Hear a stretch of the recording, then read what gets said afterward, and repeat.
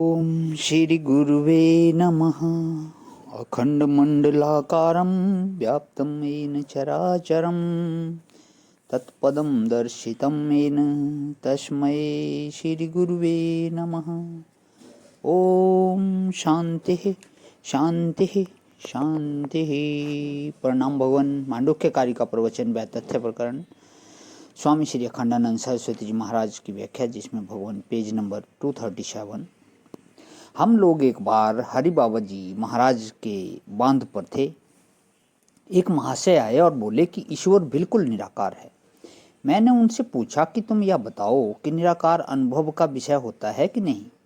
यदि कहो कि अनुभव का विषय होता है, अनुभाव्य है, तब तो वर्तमान में जो साकार का अनुभव हो रहा है, इससे विलक्षणता रूप आकार उसका होगा, वैलक्षण्य ही उसका आकार होगा। यदि अनुभव का विषय है तो बाद में स्मृति भी तो होगी ना। तो कैसी स्मृति होगी? यही स्मृति होगी ना कि इदम इथम रूपणम निराकारो अनुभूतः, इस रूप में हमने निराकार का दर्शन किया। अच्छा, कहो कि अनुभव बिल्कुल नहीं होता। यदि अनुभव भी ना होता हो तो उसके होने में प्रमाण क्या है? सब प्रमाणों का फल तो अनुभव होता है, यह तो आप जानते हैं। नेत्र से देखने का फल है अनुभव, अनुमान करने का फल है अनुभव, उपमान का फल है अनुभव। यदि हृदय में प्रमा की उत्पत्ति नहीं होगी, यथार्थ अनुभव की उत्पत्ति नहीं होगी, तो प्रमाण किस काम का? तो यदि निराकार का अनुभव ही नहीं होता तो वह है, इसमें प्रमाण क्या? और यदि अनुभव होता है तो साकार है। वे महाशय जी बोले कि अच्छा, आप बताओ कि आप ईश्वर को कैसा मानते हो। हमने कहा कि भाई, ईश्वर है और उसके अनुभव का झगड़ा कैसे लगता है। जहाँ हम ईश्वर को अनुभाव्य मानते हैं, वहाँ ईश्वर को साकार मानते हैं। भला माने, अनुभव के विषय में जहाँ ईश्वरत्व आरोपित है वहाँ साकार है, और अनुभव के विषय में जहाँ ईश्वरत्व आरोपित है वहाँ निराकार है। लेकिन हम दोनों को परमार्थ ईश्वर नहीं मानते हैं। तब ईश्वर कौन है? हमारे तो अनुभव ही ईश्वर है ना। न अनुभव का विषय और न अविषय, वह तो साक्षात परोक्ष है। अनुभव का अविषय होगा तो रहस्यवादी की तरह, परोक्षवादियों की तरह कोई एक अनदेखी, अनसुनी, अनजानी चीज है, ऐसा आंख बंद करके विश्वास करो और उसमें ईश्वरत्व का आरोप करो। और नहीं तो अनुभव का विषय है तो द्विभुज, चतुर्भुज, त्रिशूलधारी, चक्रधारी आदि अनुभव का विषय है।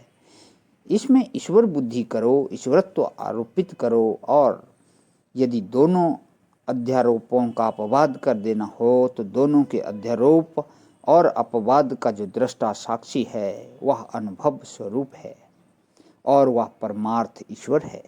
इसलिए ईश्वर के संबंध में मूर्ति कल्पना भी उपासकों की सिद्धि के लिए, और अमूर्त की कल्पना भी उपासकों की सिद्धि के लिए है। दोनों तरफ से स्वामी जी ने बात क्लियर कर दी। परमार्थ यह नहीं है, यह अपना अपना मतवाद है कि ईश्वर निराकार है कि ईश्वर साकार है। अरे, निराकार और साकार दोनों की कल्पना जो अधिष्ठान है वह परमार्थ है। आप देखो, कल्पना का अधिष्ठान स्व होता है, अन्य नहीं। रज्जु में जो कल्पित सर्प है, उस सर्प कल्पना का अधिष्ठान कौन है? रज्जु है कि अंतःकरण है? सर्प कल्पना का अधिष्ठान अंतःकरण है। सर्प भ्रांति अंतःकरण में है, रज्जु में नहीं है। इसलिए जहाँ जहाँ आरोपित ईश्वरत्व है, उस आरोपित ईश्वरत्व का अधिष्ठान अपना अंतःकरण है। वह आरोप्य जो पदार्थ है वह अधिष्ठान नहीं है। भला न परोक्ष निराकार अधिष्ठान है और न प्रत्यक्ष साकार अधिष्ठान है। प्रत्यक्ष और परोक्ष दोनों की कल्पना जिस अंतःकरण में हो रही है, उस अंतःकरण का जो अधिष्ठान है, उस अंतःकरण का जो दृष्टा है, असल में वही स्वयं प्रकाश अनुभव स्वरूप साक्षात ब्रह्म है। यह परमार्थ के निरूपण की पद्धति है।